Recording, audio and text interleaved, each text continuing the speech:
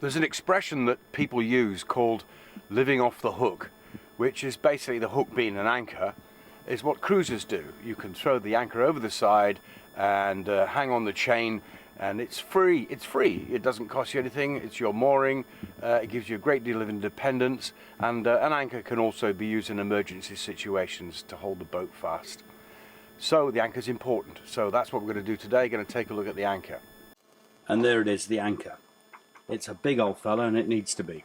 And there's the anchor locker where we keep the chain at the front of the boat. Normally the anchor would hang off the front here, but because I'm usually on a mooring line, that's ropes coming aboard, the anchor would get in the way, so I stow it on the side of the deck.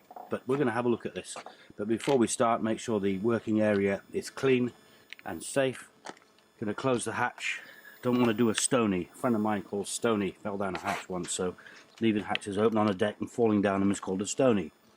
What I need to know is just how much chain is in here, and if it's safely fixed to the boat. It goes out over the anchor winch there and over into the sea. But since we're against the jetty, I'm going to pull her out and lay it on the jetty and see just what the chain looks like, and have a look at its condition.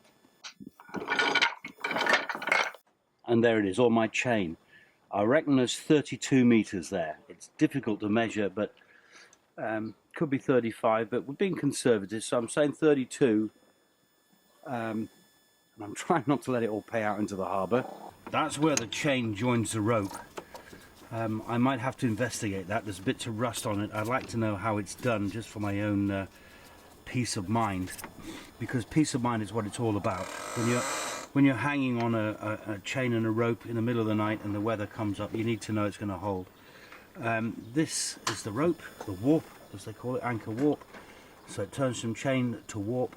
I need to measure that as well, so I know exactly how much I've got on board. It's so important having good ground tackle, namely the anchor and the line, the chain.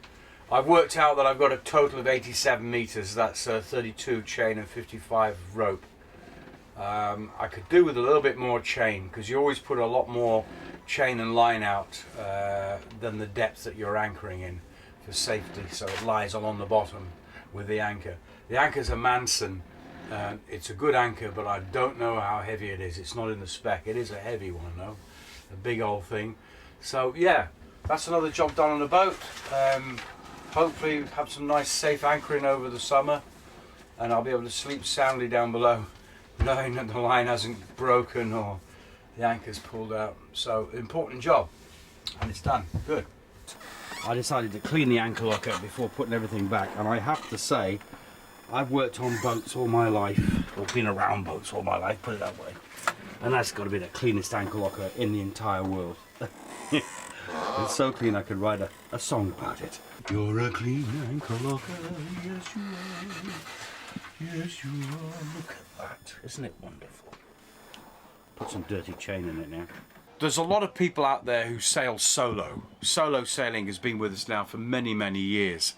And the big problem with there's two problems. One is getting enough sleep, and the other one is steering all the time. You've got to be steering the boat 100% of the time. That is, unless you have some kind of system, some contrivance, if you will, to do it for you. There are electronic self-steering, like autopilots, like an airplane would have, for example. On this boat we have a hydrovane, which is a very good wind vane steering system. It works off the wind. So I haven't used it yet. It's one of the best that you can buy. That's one of the reasons I bought the boat. They're supposed to be the dog's bollocks. So yeah, I'm going to start putting it together now over the next few days. Going to put the rudder on today, so let's go and take a look. There's the hydrovane. Still fitted with my anti-Charlie, anti-seagull sitting down and shitting on my cover system at the top there. Goes down, and that's where the rudder's going, right at the bottom. At the back of the boat, or the stern as we call it. This is what I call the boot. It's like the back end of the car, it's the back end of the boat, and that's where I keep all my bits and pieces. As you can see, it needs a bit of sorting out. This is the rudder for the hydrovane self-steering system. It fits on the bottom of the system. There's a pole that goes in there, and there's a safety pin here. I put a cord on it, and I've used tie grips to make sure they don't come undone. It's not a brilliant and best way of doing it. I need to buy better cord, so I'll be doing it again properly later on. This is just to get the whole thing together.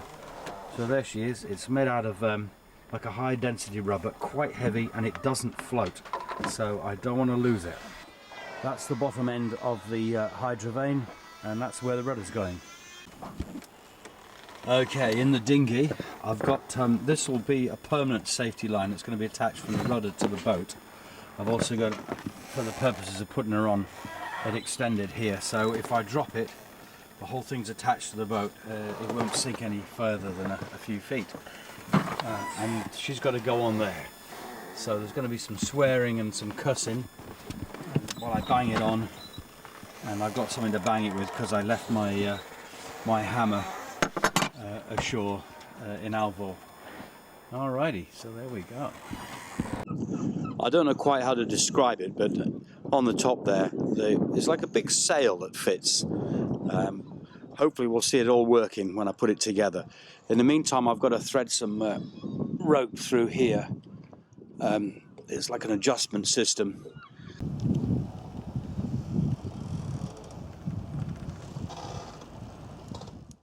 Such a difference to the last few weeks. This is beautiful.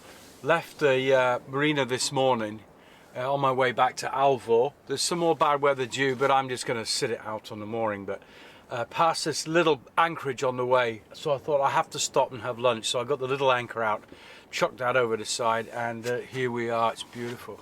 Literally just outside the city. We're going to go out through that way. That's the entrance and the exit to the harbour, and there's a small anchorage just where we are with that boat there, and pan around just to show you where we are. Beautiful. Just got a small rope and a small anchor out. There's no need for big stuff. It's a bit of sand. It makes it easy for me to get up.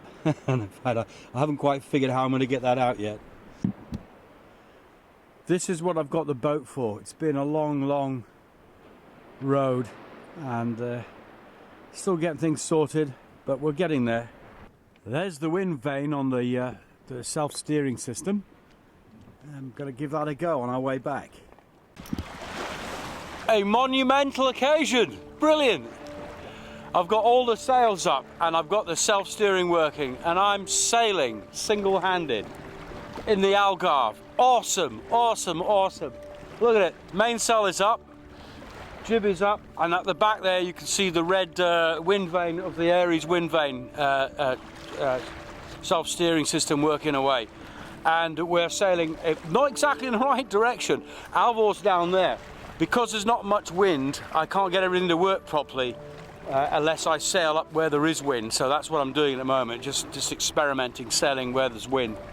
But yeah, brilliant, lovely. Oh, there's a lobster pot coming up. I better go make sure we don't run it over. Awesome.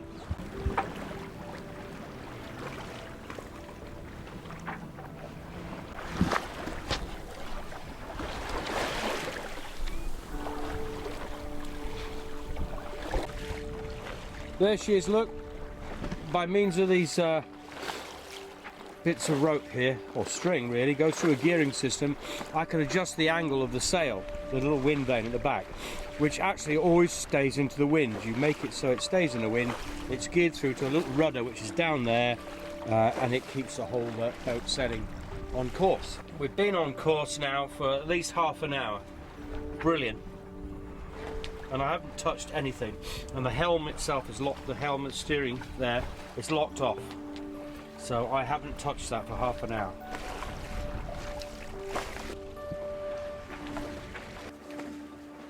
Gotta say, I've just had an emotional moment because my father and my mother both passed away not long ago, and they'd love to have seen this, and my uncle as well. And this wouldn't be possible without my dad's money. He left me a little bit of money, and so this is for my dad and my mum. Thanks, guys. I wish they were here. My dad would have loved this.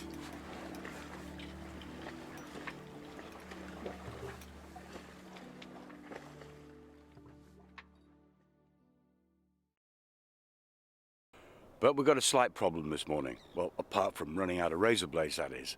I've lost a rope up the mast, which is a bad thing.